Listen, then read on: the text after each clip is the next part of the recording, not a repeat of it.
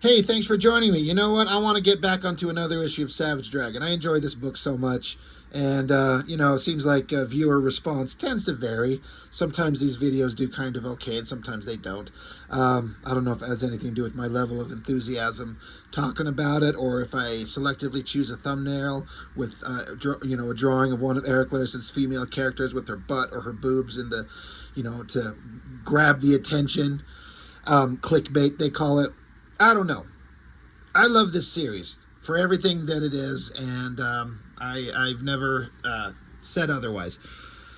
This is the last issue of the gang war storyline. It's kind of interesting because it doesn't feel like a very specific kind of storyline that stood out separate from the rest of the stuff that was going on in the book. I mean, there are specific things that happen, but if you were to be reading these books just one after the other and not been told this 3-issue run is a specific storyline, you would never know. It's just the stories keep going. Story points from past things are still being told. Future things are being set up. Larsen's just drawing his comic and being awesome with it. This cover is interesting if you kind of followed the characters and know who they are. This is the armor, this suit of the character Overlord, who was killed in the book not too long ago. And so this suit of armor is kind of a precious commodity. It's super powerful, super invulnerable, kind of an Iron Man thing. And, it just protected the human that was inside of it. And he was just a regular guy. He was the leader of all the monstrous evil characters in the vicious circle, the crime organization in Chicago, and he ran it, and he was able to maintain his power because of this suit. He was so overwhelmingly powerful, no one could defeat him, but Dragon did. And so now the suit's been kind of lost for a minute. Where did it go? And you see this character putting it on, and if you see the half-scarred face, you know that that's a character that's been introduced in the comic. His name is Mace, and he thinks of himself as a hero. He's out there beating up the bad guys, but he's very much every bit the anti-hero, just murdering the villains, the characters that he thinks are the villains. And of course that stands at odds with police procedure and the Savage Dragon character himself.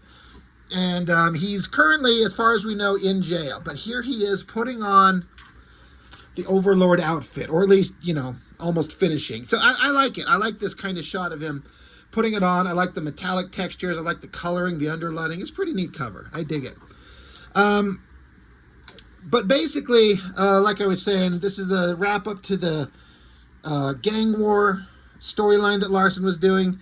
There's a lot of factions of villains out there trying to take control of the city.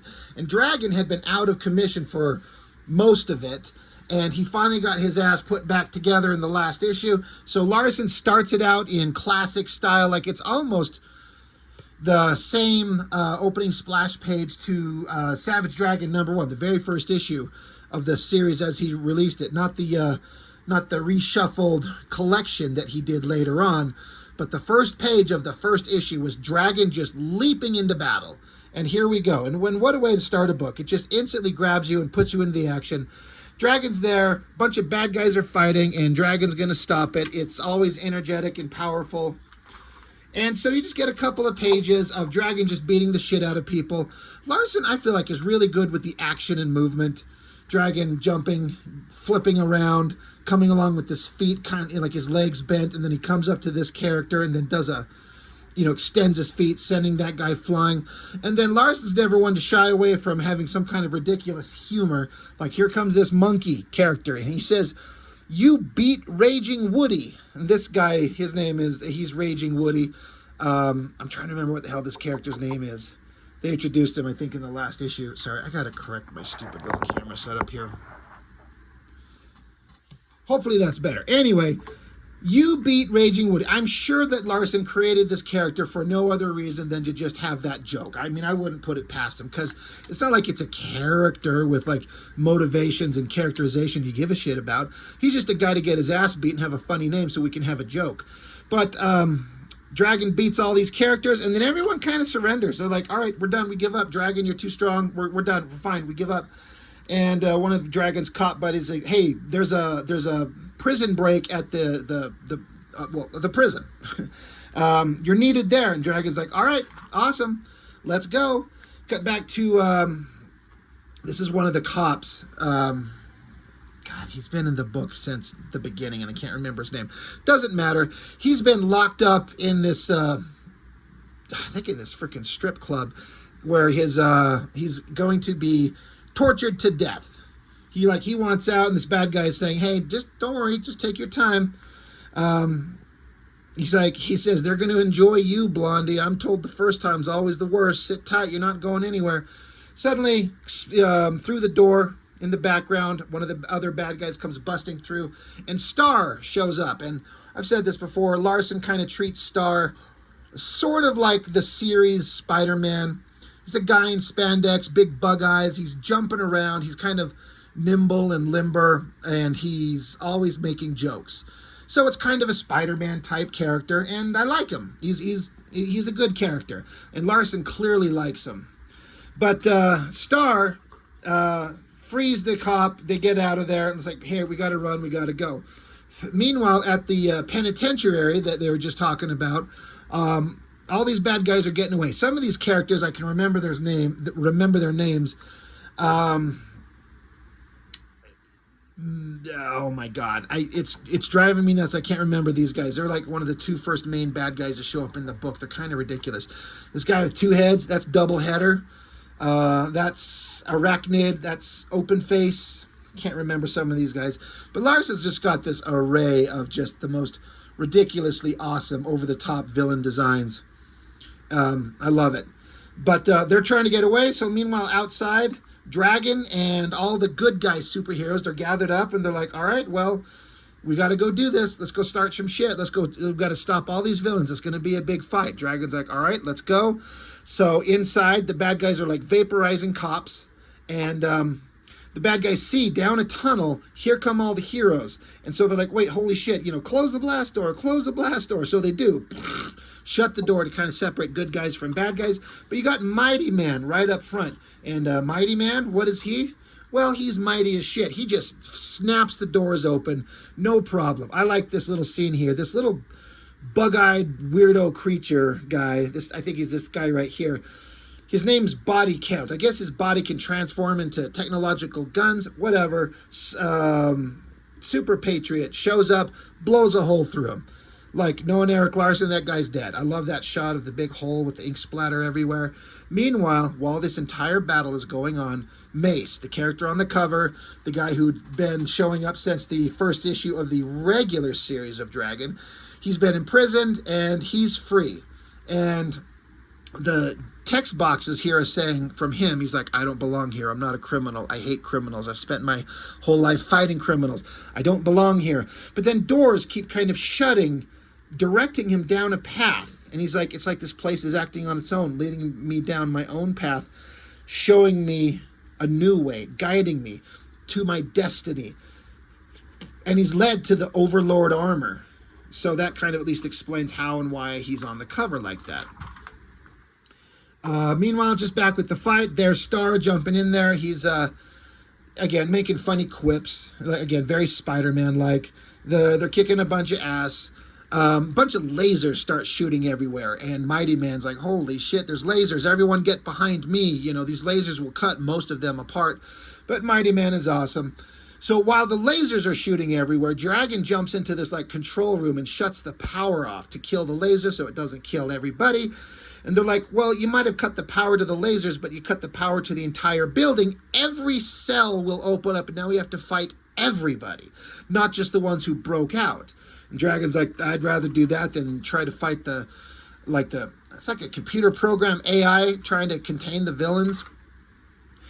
So Dragon just keeps beating the shit out of guys. Yeah, he goes up against this big ugly fat son of a bitch, socks him good. So yeah, everyone's just fighting, doing really good. I love that character, Open Face, the way his head splits open. It's great. But then Dragon, he's like, there's a momentary pause. He stops and looks, and there is Overlord. Dragon's like, holy shit, Overlord, you can't, you're dead. Oh, wait. Mace, like Dragon recognizes who's in the armor. And so there's a couple of panels with the back and forth with Dragon saying, you're not leaving. Just because you put on that outfit doesn't make you Overlord.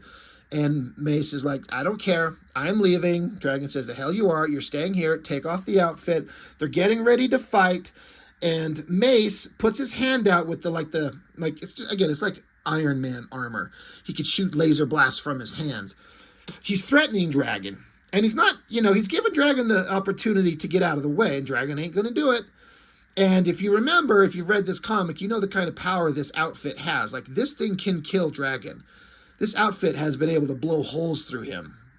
But Dragon doesn't seem to care. He's not concerned. And in fact, Dragon is egging him on. Mace is saying, if I have to kill you to get by, I'll do it. And Dragon says, no, you won't. You're a pussy. You don't have the stones. He's like, I dare you to fucking do it. And the suit electrocutes him. So Dragon's there and his girlfriend Rapture. She's like, holy shit, you could have been killed. And Dragon's like, no, Cyberface said that Overlord's armor was designed to work for Antonio Seghetti, the guy who used to be in it. It only worked for him anyway. It's booby-trapped, basically. And they're like, well, he didn't stand a chance, so fight's over. Good guys have won. They're wondering, how did this happen? There's some kind of... This feels kind of fishy. This feels like a intentional kind of thing to distract us, to throw us off. Something's going on. Meanwhile, we get just a random pinup in the middle of the book. Dragon sitting there flexing, looking awesome. Got Wildstar, She-Dragon. I can't remember that guy's name. Always drives me nuts. Meanwhile, back at another one of the major villains of the story, they're seeing how the gang war has decimated the prison and a bunch of the bad guys there, and then this other place. All these terrible things are going on. And this main character, he's like, dude, you just orchestrated a major jailbreak from miles away using computers. You caused Mace's untimely demise in the process. It's a work of art, I tell you. And so the shadowy figure, he's like, that was but a mere sampling of my power. All technology is mine to command. Soon, our friends will rejoin us, and a new vicious circle will be born, one stronger than the old. And then, suddenly, busting through the wall, a character that was brought back in the previous issue. I think his name is Bludgeon. He was just a skinny kind of nobody. And this character, Johnny Redbeard, imbued him with power, turned him into this giant, monstrous form. Once again, Larsen's doing these little tiny panels showing all these various characters that are in the scene.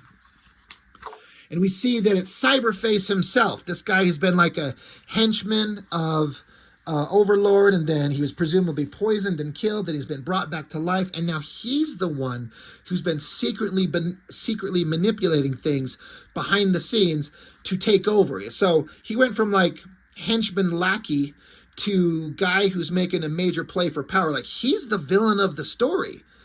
And we kind of didn't know it was him. Again, great giant face shot, all these little panels of all these characters. And here's Johnny Redbeard and Bludgeon. They're coming in there, and they're like, who dares? And he's like, that would be me, Cyberface. Powerful as you may be, yours is only a fraction of the power of Johnny Redbeard. So Bludgeon's like, you want me to kill him, Johnny? And I like this shot, how Cyberface is just casually walking up to this giant, monstrous Bludgeon character. He's not concerned in the slightest. Cyberface says, oh, come now. Certainly mere brute force isn't what you're expecting to overtake me with. How gauche. And so he just walks up to this Bludgeon guy and grabs him by his, whatever kind of collar he might have. Cyberface is saying the mechanics of your costume are child's play to manipulate, and the electrical impulses in your feeble brain are even easier. Stopping you is a cinch. So Johnny Redbeard's like, that is about one in an army that I command. And Cyberface, using all his technological ability, just kind of knocks out all these other characters around Redbeard. And he's saying here, the The bottom line is, my army is better than your army. This is Cyberface talking to Redbeard. He says, this battle is over. You're nothing. And by the way, neutralize him, negate. So there's this little wormy kind of character who has the ability to touch you and negate your powers. Literally, his name is Negate. So he gets behind Johnny Redbeard, negates his powers, and he's done. He's down. That battle is over. So Cyberface, showing how powerful he is, they're like, well, that's done, but we got to get out of here. This location is no longer secure, and the police are approaching. So they open a teleportation portal. She-Dragon is here, and they're asking if she's going to come with them. And She-Dragon says she has to stay with Johnny Redbeard for some reason. There's some kind of story element that I kind of missed, and I don't understand here. Because once Redbeard's powers were negated, he turns back into this little wormy-looking man, and they refer to him as Chelsea. And they're like, how ironic, the daughter of Mighty Man's greatest foe is now forever trapped in a man's body. So I missed some kind of story point where this was a woman that was in a man's body, and then this guy turned into the big, tall Johnny Redbeard guy. I don't exactly understand. It's not really important. I don't think that this character ever comes back up again. So it's kind of irrelevant.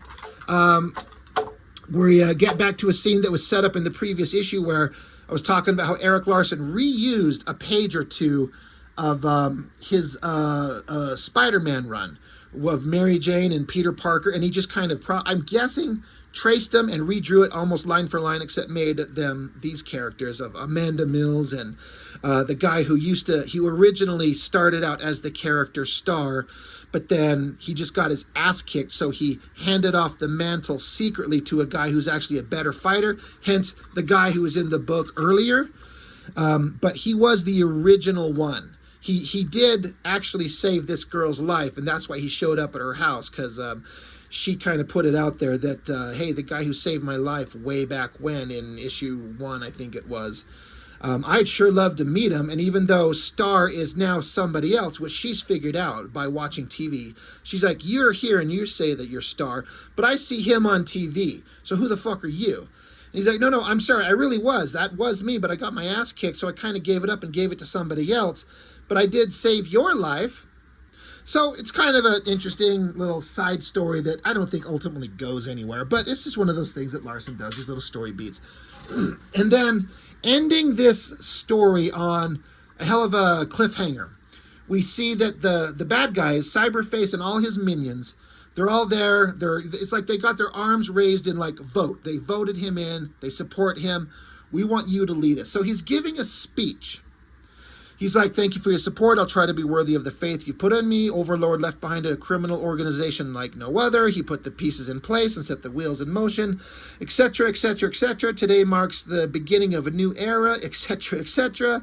It is with a renewed spirit of cooperation and only a matter of time before the city of Chicago is ours, and nothing can stand in our way. So, again, all these little tiny panels of all these characters that are in this book. And then I really like the dramatic kind of shot. You see the front of Cyberface's face, and the camera pans around. It goes from front to the side to a 3/4 back, and directly at the back behind his neck. If you've been reading the book and paying attention and following along, he's got one of these mind control slugs on him. These things just keep popping up periodically. They're just there, and they control people no matter who it is. And so this guy who we thought was the mastermind behind everything, he's being controlled. You flip the page, and there it is. This character is named Horde.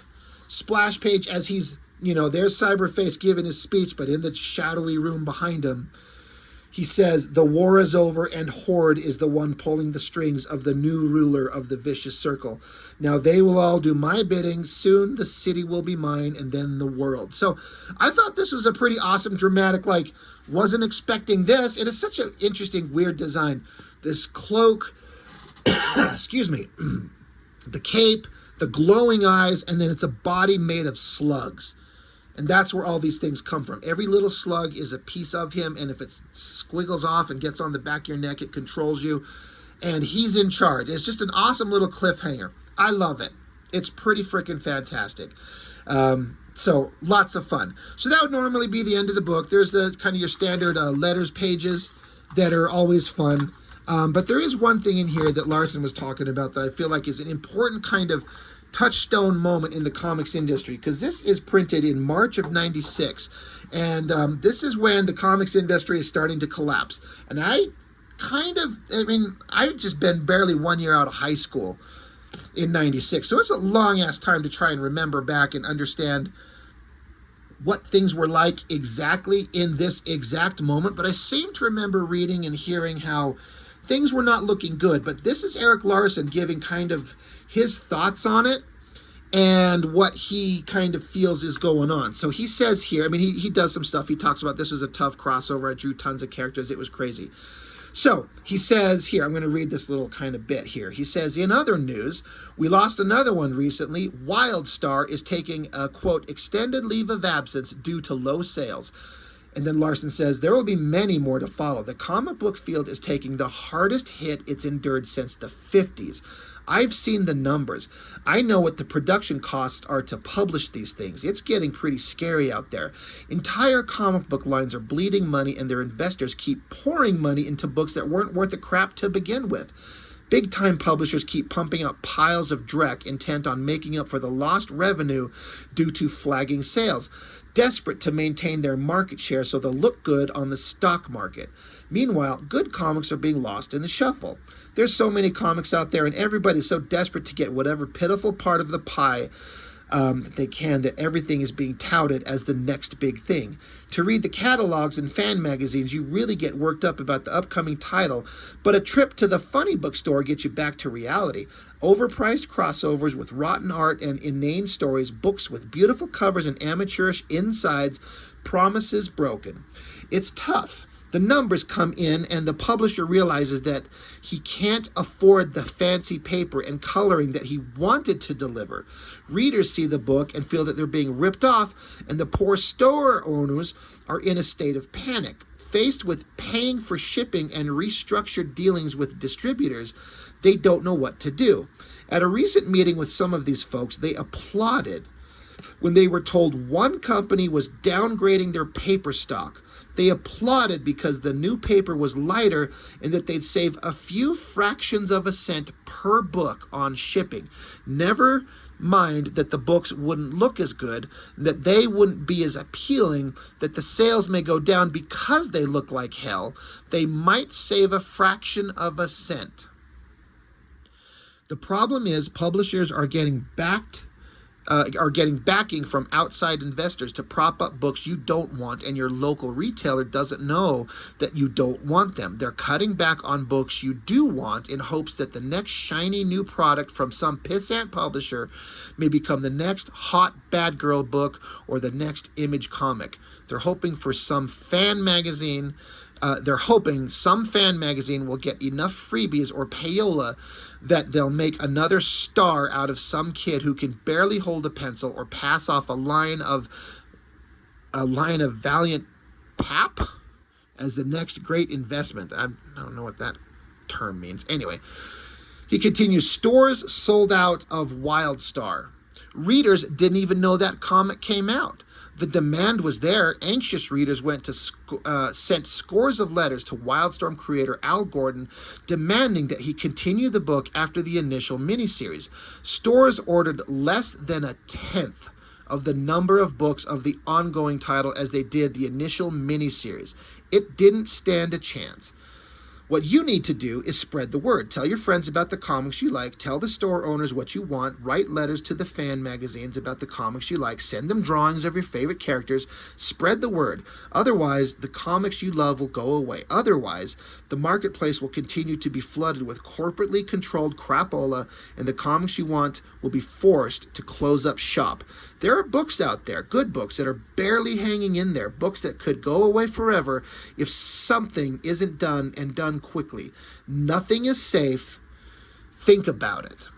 So I think that that's a really interesting kind of way of putting it. It feels like that's all complete truth in that time. Like, You know, books were just dying. People weren't buying anything. That speculator boom had vanished, and so all that was left were the actual fans of comics.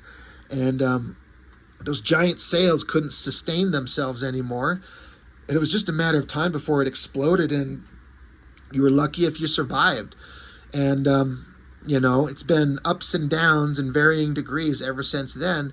It's nice to hear right now that there seems to be an upswing from what I keep hearing from my local comic book shop and hearing online, that there's some things going really well. I've talked about this. I've mentioned it a couple times. DC seems to be doing really well with the Absolute line. Image Comics is having some really good success. Marvel's fucking sucking dick all over the place. They can't get anything right. But, you know, there's some positive things going on in the last several months in the American comic book market, which is nice to hear. So, like Larsen's saying here, I mean, this was, what, 30 years ago, but it still is applicable today. Like, let people know what you like, and tell your shop and order them and spread the word. And, you know, try to support your local book. Who knows? You mentioning what you like about a thing might turn it on to someone else just randomly. I've been told from a couple of people through my channel that I've turned them on to a couple of different things they didn't know about. Mostly older stuff, nothing new, but still, comics being sold is comics being sold, and it's better for everybody. So just interesting little kind of moment in time that Larsen was talking about. Crazy times back in 96. So Dragon number 26. That's all I've got for this one. Thank you for watching. I really appreciate it. See you next time.